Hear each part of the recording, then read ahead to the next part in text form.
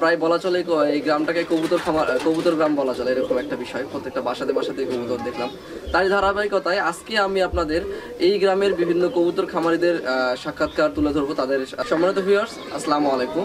আমি মোহাম্মদ ইনজামুল হক টিপু। আজকে আবার চলে এসেছি যুববায়ুর পক্ষ থেকে আপনাদের সামনে রাজশাহী জেলার পবা থানার বজরাপুর গ্রামে। এই গ্রামের একটি বৈশিষ্ট্য হলো, আমি এই গ্রামে আসার পরে দেখেছি প্রায় প্রত্যেক বাড়িতেই ছোট বড় কবুতরের খামার আছে। প্রত্যেকটা বাড়িতেই দেখা যায় কিছু না কিছু কবুতর আছে। প্রায় বলা চলে এই গ্রামটাকে কবুতর গ্রাম বলা চলে, এরকম একটা বিষয়। প্রত্যেকটা বাসাতে কবুতর দেখলাম। তারই ধারাবাহিকতায় আজকে আমি আপনাদের এই গ্রামের বিভিন্ন কবুতর খামারিদের সাক্ষাৎকার তুলে ধরবো তাদেরকে আপনাদের কাছে তুলে ধরার চেষ্টা করবো, তাদের বর্তমান অবস্থা, তারা কি অবস্থায় আছেন এবং তাদের কবুতরের সম্ভাবনা কি সেই সম্পর্কে তুলে ধরার চেষ্টা করব। তো প্রথমেই আমি এক চাচার কাছে আসছি, ওনার বাসাতে এখানে একটা কবুতরের জায়গা দেখতেছি, ওই পাশে আরও একটা জায়গা আছে। প্রায় প্রত্যেক বাসাতেই আমি তুলে ধরার চেষ্টা করবো বিভিন্ন বাসায় গিয়ে। তো আমরা সর্বপ্রথম চাচার কাছ থেকে জানতে চাচ্ছি যে তার এই কবুতরের খামারটা শুরু কিভাবে এবং তার খামার থেকে সবকিছু এভরিথিং। চাচা, আসসালামু আলাইকুম, কেমন আছেন? ভালো। চাচা, এই কবুতরের খামার কতদিন আগে থেকে শুরু করেছেন? বছরখানেক। তো আপনার এই কবুতরের খামার যে শুরু করলেন সেটা কতটা কবুতর দিয়ে শুরু করেছিলেন আপনি? 50টা। এখন বর্তমানে আপনার কবুতরের সংখ্যা কত? 150। আপনার এই যে কবুতর যে শুরু করলেন সেই কবুতরগুলা কি মানে প্রথমেই যে কবুতরগুলো নিয়েছিলেন সেটা কি জাতের কবুতর নিয়ে শুরু করেছেন আপনি খামার?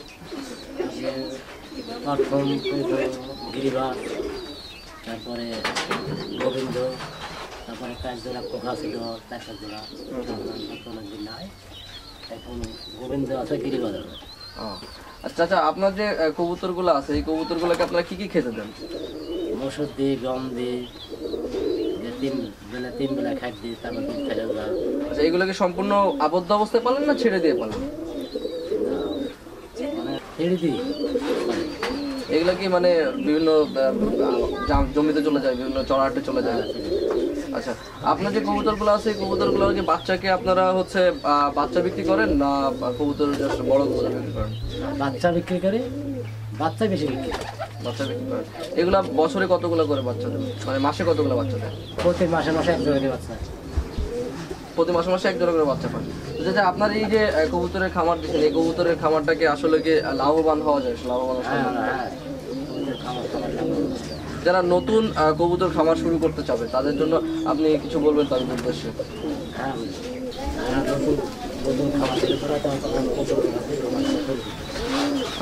আপনার এই কবুতরের খরচ কেমন হয়? খরচ কি বেশি না কম? অন্যান্য যে পোলট্রি মুরগি টুরগি আছে তাদের চেয়ে খরচ কম না অনেক বেশি? কম। এখন মনে হয় তাদের শৌখিন জিনিস খরচটা বেশি হবে, কিন্তু যে বাচ্চা বিক্রি করে কি এটাকে লাভবান হওয়া যায়? আপনার সাথে কথা বলে খুব ভালো লাগলো। আমরা এই এলাকার আরো বিভিন্ন কবুতরের খামার ঘুরে দেখবো। তো তাদের সাথে কথা বলতে। আসসালামু আলাইকুম, দেখা হবে। আমরা জানি কবুতর হচ্ছে একটা শৌখিন পায়রা, সেই শৌখিন পায়রা অনেকেই শৌখিনতার সাথে পোষেন। তো গ্রাম এলাকায় এরকম শৌখিন খামার অনেকেই আছে, তার ভিতর থেকে বড় ভাইয়ের কাছে আমি আজকে চলে আসছি আপনাদের তার শৌখিনতার খামারের গল্পটা তুলে ধরবো, যে শুরু থেকে কীভাবে শুরু করলেন সব কিছু। আসসালামু আলাইকুম। ভাই, আমার দর্শকের উদ্দেশ্যে আপনার নামটা বলবেন? তার নাম মোহাম্মদ আশরাফ। এটা রাজশাহী জেলার পবা থানায়। ভাই, আপনি কবুতর খামারটা কবে থেকে শুরু করলেন? আপনার শুরুর গল্পটা বলবেন। তাও 10-15 বছর। প্রথমে কত পিস কবুতর দিয়ে শুরু করেছিলেন আপনি? প্রথম অল্প ছিল, 2 শুরু করতে বাড়িতে মিলে। এখন আপনার কাছে কত পিস কবুতর আছে? 30টার মতো। 30টার মতো। আপনাকে এগুলোকে নিয়মিত বাচ্চা প্রোডাকশন করে বাচ্চাকে বড় বেশি করেন না বাচ্চা বিক্রি করে দেন? বাচ্চা তোলা বিক্রি করি, বাইরে থেকে। এই শৌখিনতার পাশাপাশি কি এটা বিক্রি করে কোনো ইয়ে আসে? কেমন বাচ্চা প্রোডাকশন পান প্রতি মাসে? আমরা বাচ্চা খুব কম ছিল, মানে উড়াই কবুতর বেশি। উড়ানো শৌখিনতা। এমনি কি জাতের কবুতর আছে আপনার এখানে? আসলে গিরিবাস কবুতর। সব গিরিবাস কবুতর। এগুলা কি আপনার সবসময় ছাড়া থাকে মুক্ত? হ্যাঁ, ছাড়া থাকে সবসময়। আচ্ছা আচ্ছা, আপনার এই কবুতরগুলোকে খেতে কি দেন? ধান দিই, শস্য দিই, গম দিই। কয় বেলা খাবার দেন? 2 বেলা। আচ্ছা, কেউ যদি এই কবুতরকে বাণিজ্যিক আকারে করতে চায়, মানে খামার আকারে করতে চায়, তাহলে কিছু লাভবান হতে পারবে? চেষ্টা করলে পারবে।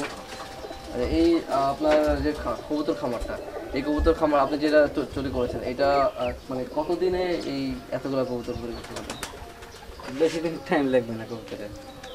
আচ্ছা, তো আপনার এই কবুতর খামারের যে কবুতরগুলো আছে এগুলোকে রোগ ব্যাধি কি ফেস করেন কোনো? আমি নিজে চিকিৎসা করি, ভর্তি মিলাসি পান্টুগুলি খাওয়াই। এদেরকে সাধারণত কি কি রোগ হয়? মেলা রকমের হয়, ঘাটটাল হয়, আপনার জ্বর আছে, পায়েসে পাতলা বেখানা হয়, সবকে নিজে নিজে চিকিৎসা করেন? সব নিজে নিজে। আচ্ছা আচ্ছা। তো এই পর্যন্ত কি কোনো মহামারী কোনো রোগ দেখা দিচ্ছে কবুতরে?